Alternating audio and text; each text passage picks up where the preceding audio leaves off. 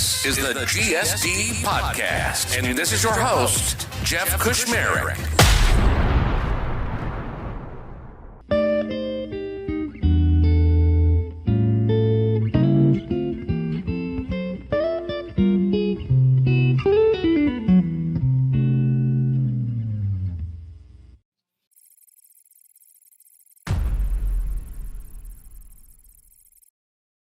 All right, Dana, we're rolling. All right. This is great because we met at Pulse, and I think the only reason why we met was because I showed a picture of where I was, which had probably the largest collection of bottles I've ever seen in a bar. Is that correct? Correct. I was not. I was not going to go to the meetup of a random bar, and then I'm like, oh, wait a second. It looks like it's a good time. By the way, that's the place where we'll see each other again soon. Yeah, I know. Yeah, I'm excited. That's amazing. So again, you do something which I know nothing about, which is fantastic because now I can just pick your brain on these things, right? So talk to me a little bit about what you're doing, and then we're going to get into like where you are, what you're doing, and the whole thing that we're going to talk today about is how to influence revenue with a customer program. So voice of the customer, advocacy, referral calls, cabs, all that fun stuff. I hope we'll get through it all. If not, we'll just do a part two. But talk to me a little bit about Slab 5 and what you guys are doing there. Yeah, definitely. So Slab 5 is a customer marketing software. And we work with customer marketers to help mobilize really their emphasizing customers. The marketing. Really emphasizing the marketing. Yeah. So well, it's customer because it's not necessarily customer voice. Sometimes gets bucketed into like product or feedback. So like no, this is for the customer marketers, and they're the ones that are mobilizing customers to drive customer-led growth at scale. So I am tagline of customer voice coach, customer success manager, head of customer experience, all of that with our customers and helping them craft customer voice programs and just overall customer advocacy programs where customers are able to kind of elect what activities they're willing to do and how they want to share their voice versus the traditional way where people just go out and beg people to speak at events or beg them or bribe them to do a webinar referral for call. them. So yes, exactly. Flipping the script. So I'm going to show you where my knowledge is on this, right? So I'm used to having this spreadsheet at a company, right? And it has all the customers listed that are okay for referral calls. And then some salesperson reaches out to me and they're like, hey, can we talk to XYZ? And I'm like, oh, let me look at the spreadsheet. Yeah, looks like they've done 5 calls in the last week for us. So might want to switch over to somebody else. That's where my knowledge ends on this whole thing, by the way. Like, well, that's good. You at least do that though. Stop it after like the 5 calls, because and that's where a lot of people that I partner and work with, that they're coming off of these spreadsheets, but they have their own spreadsheets, but then sales has their own little black book of other customers that they're talking to that nobody knows about or it's not tracked.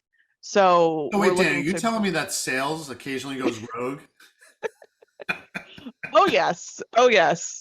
And I've done it. I've been in a sales role where I've done it. I mean, you have that 1 or 2 customers who you've just built that really great relationship with, and you can go to them and ask them. So it's still good to do that, but it needs to be tracked. See when this customer is sharing their voice, no matter how formal or informal it is, because it can prove kind of how it's influencing revenue and pipeline within your organization, and showing that your customers are out there advocating for you versus having no idea. Absolutely. I really love how you sort of have been associating revenue with advocacy. It's usually for me, there's this, start to finish customer journey, and the very end, even after renewals, is advocacy. And I always say, like, we're not pushing for just renewals. We want these people to be out there taking reference calls, getting on stage, talking about how great your software is. And it's the one thing that they'll fight to the death for with their CFO, right? Yeah. It sounds like you've been able to find a way to kind of operationalize that instead of, as I said, having that random spreadsheet like, oh, who do we want to have for a cab or, this year and things like that. Yeah. And not having advocacy be after renewal. I totally would would fight against that. I say it's right at onboarding. When a customer comes on, that's when they're the most happy. That's when they've either gotten over the pain of what product they are moving off of or migrating from or changing off of. So you're able to ask them either kind of right up front, what triggered the need to make a change, or what can you now do better? So capturing that, customer success can do this during onboarding. If there's an implementation team, they can capture this on a Zoom call, slice it out of the Zoom recording. You have a 1 or 2 minute asset that's amazing that could be shared internally, externally. That's customer voice. It's that authentic voice of your customer, nothing that's scripted or prepared for. It's just asking those real meaty questions and making them an advocate right out of the gates. You don't have to wait till after renewal by any means. I took notes, which means that dimly lit light bulb went off a little bit, because that of course that makes total sense, right? They just got off some crappy vendor, or they weren't using something, and now it's like, oh my God, I just saved X amount of time and things like that. The other thing that you said I loved was it's kind of authentic. I'm used to people sending out like a camera crew, and it's this big thing, which means it never happens.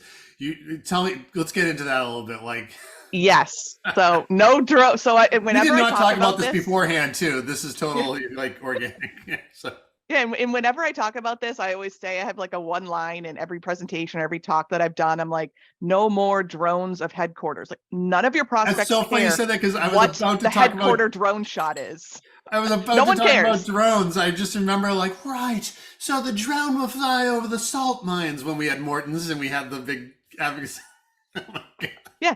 Nobody cares about that. Your customers want to hear what their peers are doing, how their life is better, what challenges they faced, what roadblocks happened during implementation, all of that. Like, that's the key. And I think the pandemic actually had a benefit to push authentic customer voice as well, because look at us, I'm in my spare bedroom. You're in your family room, like that. That's normal. Yeah. 3 years ago, people would have to like put a sheet up behind them or think they have to sit by a blank wall. Like, those barriers have been broken. So I think more and more people are expecting that authentic voice just because of how we're interacting in a B2B world. And that plays, I think, a key role with building that trust of you don't need marketing speak or those big logos. My CEO just did a webinar a couple of weeks ago, and he was like, those happy quotes are great, but like, you don't need them all over your website. And that's the truth. Like, yay, a great happy quote is good to share for some internal buzz or have kind of one on your website, but pair it with a customer saying it in their authentic voice or like doing something about it. You don't need all of this fancy marketing speak or fancy video crew or ring lights and all of that. You don't need it, because it's what the person's saying and how they're saying it that's important. You'd rather have the crazy cat lady throwing 5 cats out of the way and recording something in the back. Yes, I mean, we is so busy authentic. With her 15 cats. She took the time to record a video. That's how much she loves our software. Yeah, it's true, and it makes it that it's not scripted. They weren't told what to say, and then your customers, once they start to share their voice in this authentic way, they are more apt to do it more for you, and you don't have to go out searching or begging. Like, I've worked in an organization years ago where we had a sales kickoff, and it was like, oh my God, what customers can we get to speak at the sales kickoff? It was horrible. It was horrible to find this. And now, like, with customers that I'm coaching and that we're working with, when they have an SKO, they know their customers that onboarded with them sign up with a customer voice program form, what activities they are willing to do. So they go into Slap 5, they can see, oh, who do I want to see? I mean, this could be a spreadsheet, it doesn't have to be Slap 5, but I mean, you just can filter down who said yes to speak at an SKO. And you look at what they have done, how long they've been with you, and you have someone and you're giving them an opportunity versus begging them for a favor. Yeah. Listen, when do you broach this conversation with the client, with the new customer, right? Because to me, this sounds like it's very much natural and it flows, versus I'm used to everybody being like, no, like, don't talk to them. They're still waiting on this feature. We don't want to piss them off. Like, does this, like, when you reach out to the customer and say, hey, we've got this advocacy program, we want to get you involved. Is it everybody? Is it selective? Like, just walk me through that.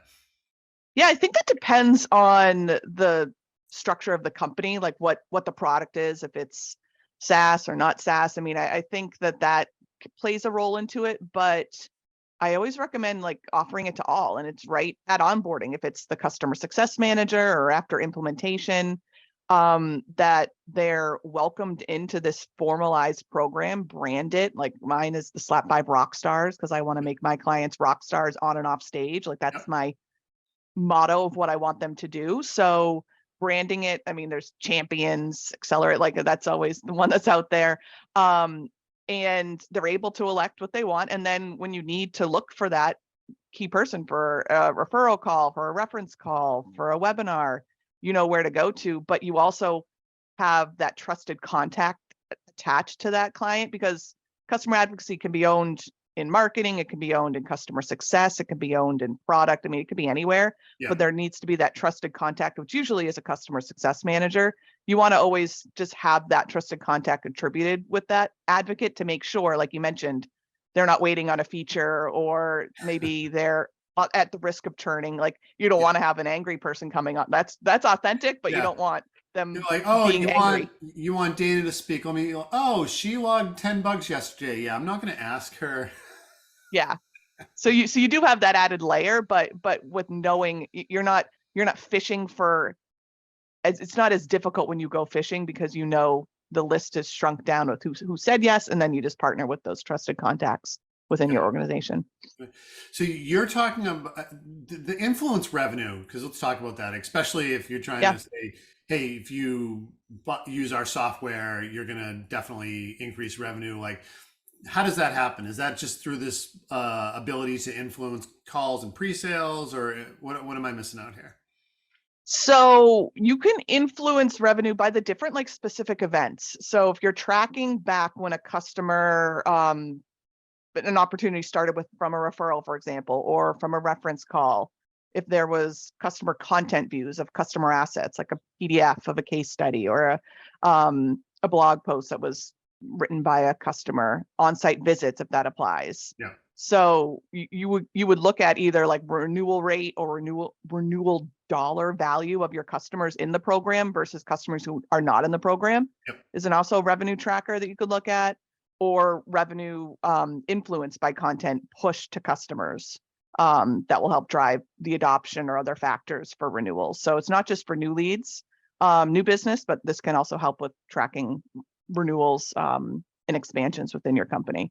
So just when it's used, if you have an opportunity, new deal or renewal, track when there are things being shared with that customer or conversations with other customers that are happening.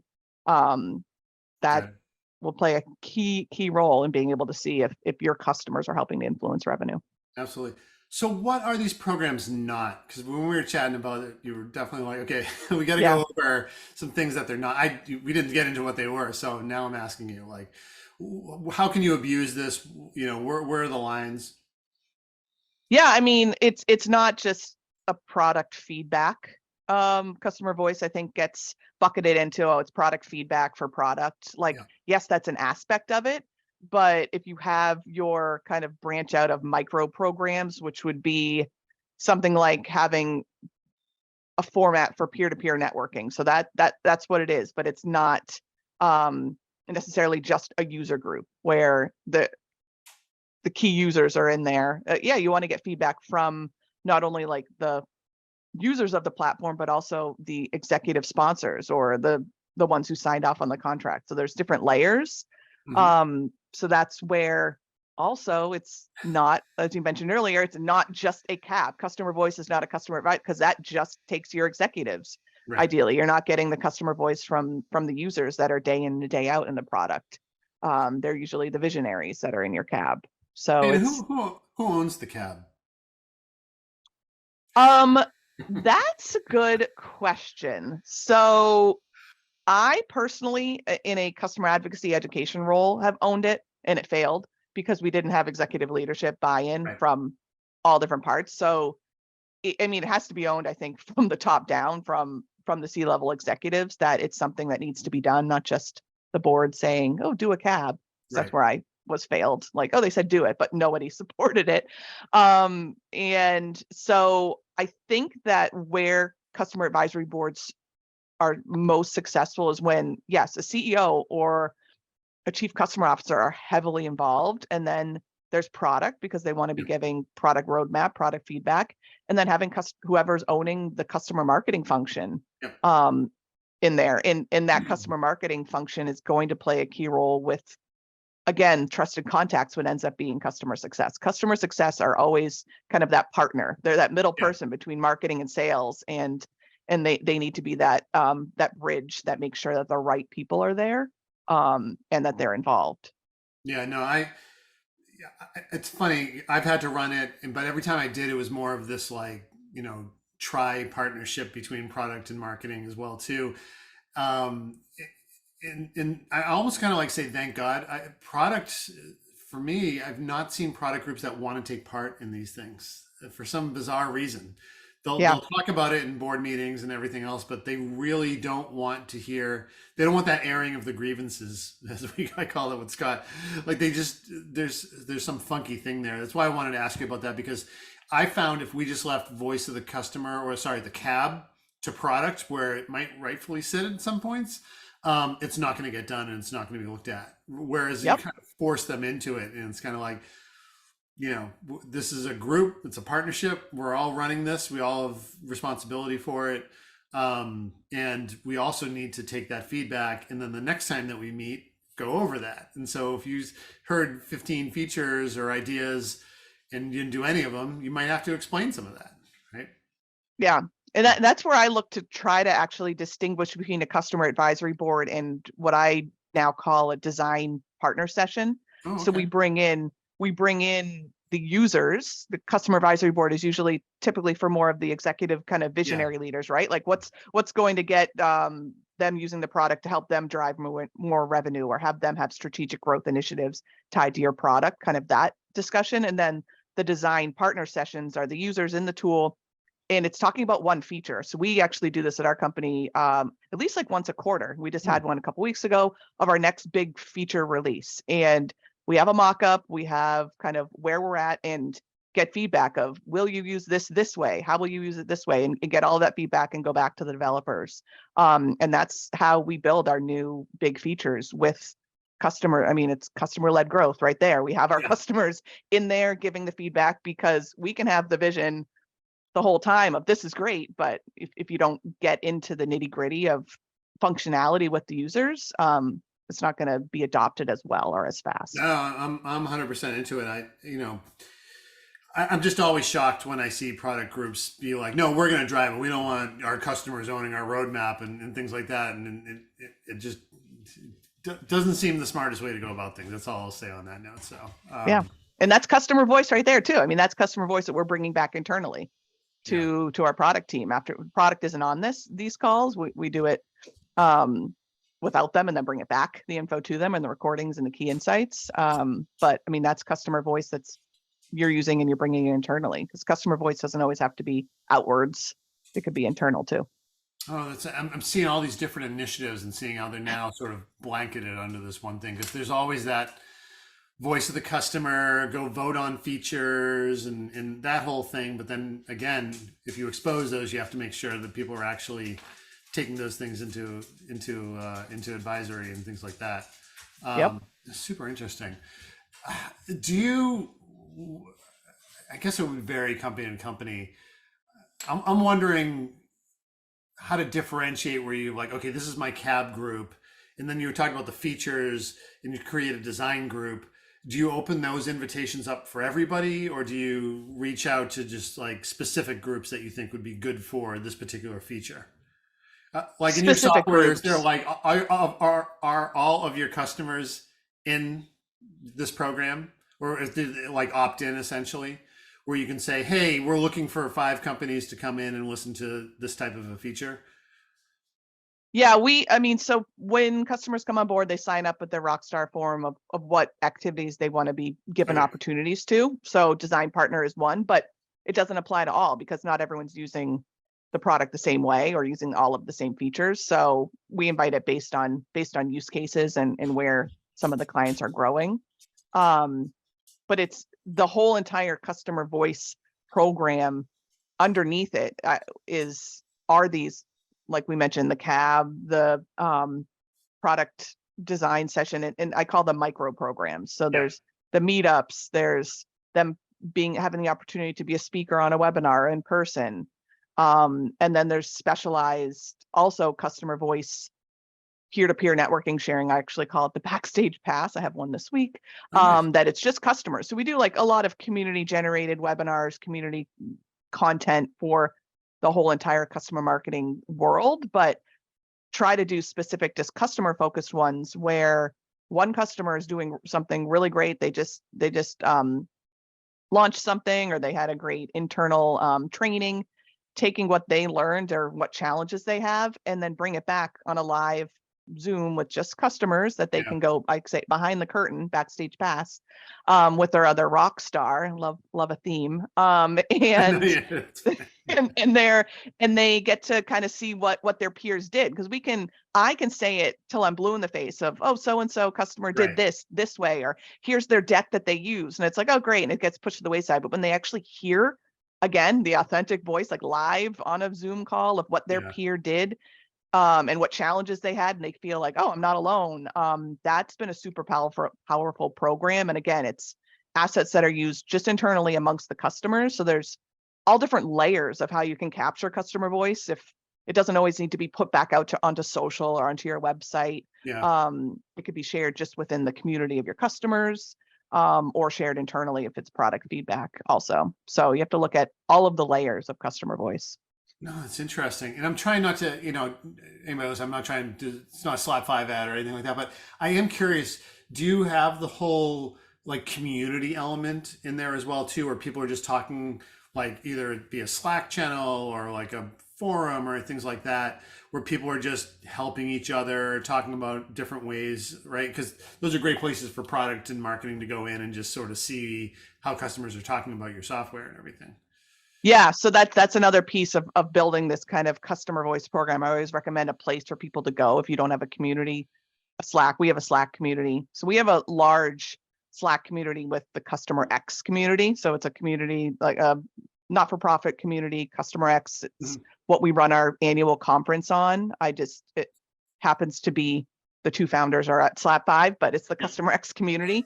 And there's like 1,600 Customer X professionals. So X is like customer experience, customer marketing, customer reference, customer advocacy in there. And then I have a private dedicated channel just for Slap 5 Rockstars, where they can talk amongst themselves, but they're mixed into the group of all of the whole community. So I've kind of done a play of using our greater community and then have my own kind of private channel where the customers can interact and talk about specific Slap 5 things, because it's not a Slap 5 community. It's the Customer X community with a channel about Slap 5. Interesting. Now, your customers, what are the size of customers usually Series A through, public and things like that, that get into this type of activity? Do you see more established anywhere, right? I was hoping that was what the answer was, but I wasn't. At anywhere, small startups all the way up to enterprise, and public, everywhere. So that question was to lead into this next one. Let's say at a small startup, right? Let's say a 5-person CS team. Who is owning this initiative on the CS side? If there is no one doing advocacy in marketing, it's usually the head of the team. So it's someone I'm talking with actually now, and she's a VP of customer success, and she owns it, because they don't have additional time right now for a headcount for a customer marketer. So they need to build the initiative, build a program, and then prove again the revenue that's influenced by what their customers are doing. Yeah, interesting. And then I'm assuming company gets bigger, they hire a customer marketer. And I've seen some larger companies where they're hiring that under CS instead of having it be, there might be a dotted line. In Virgin, we had that too, by the way. We had a whole customer marketing team because, especially when you're selling into B2B, but then they've got like users that are not, the people buying the software are not the ones using the software. It's like a B2B, B2C approach. That's where it makes a lot of sense as well too. Like you need a marketing team that's not focused on the external message. You're focusing on, more of like how to get users engaged and things like that. Exactly. Yeah. I mean, customer marketing and customer advocacy, I think years ago, it grew out of either two sides. It was on CS because the CS will do marketing everything. side was on demand gen. They were Yeah. just focused on demand gen, or the kind of more forward thinking marketing companies knew that it needed to be differentiated between demand gen and working with the whole customer life cycle, as well with customer marketing. In some places it's under product. I mean, literally it's not one spot where it is. It's just, it's what you're doing. It doesn't matter what department you're under.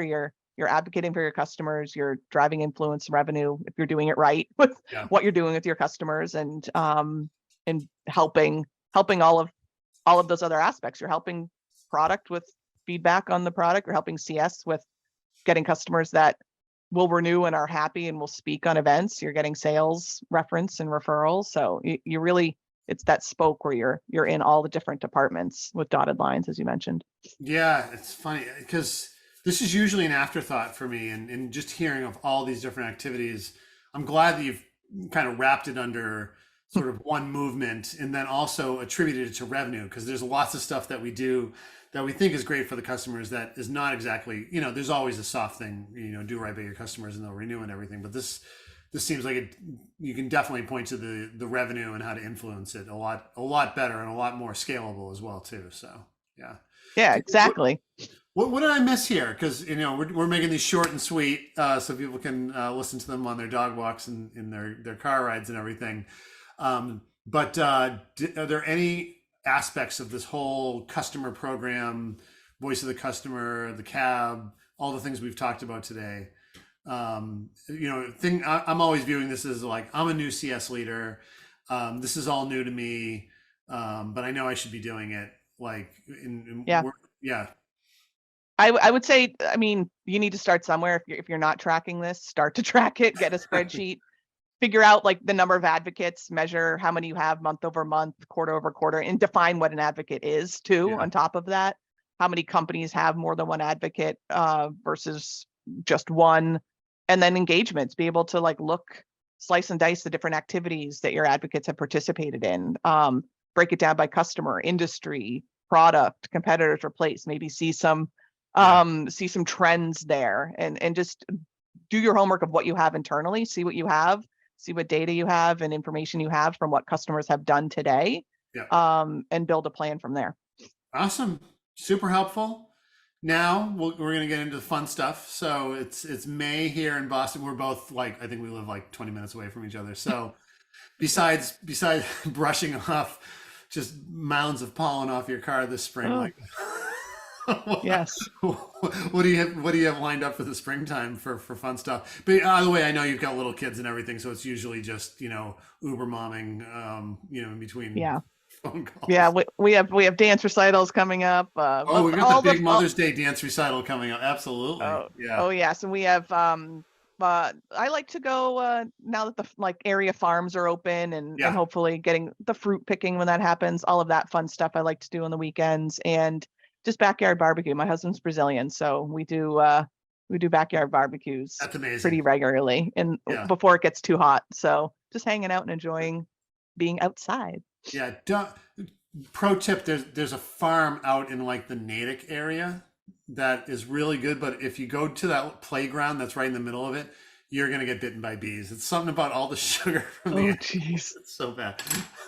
I remove that from the podcast, but I'm gonna hit stop on this, and thanks so much. I know I'll see you next week out in San Fran, but just hold on one second and we'll wind up, and we'll grab all your LinkedIn stuff, put them in the post and everything like that. And thanks so much, because again, area I know nothing about, and it's super important, revenue focused. I love it. And thanks again, Dana. I appreciate it. Thank you. Awesome.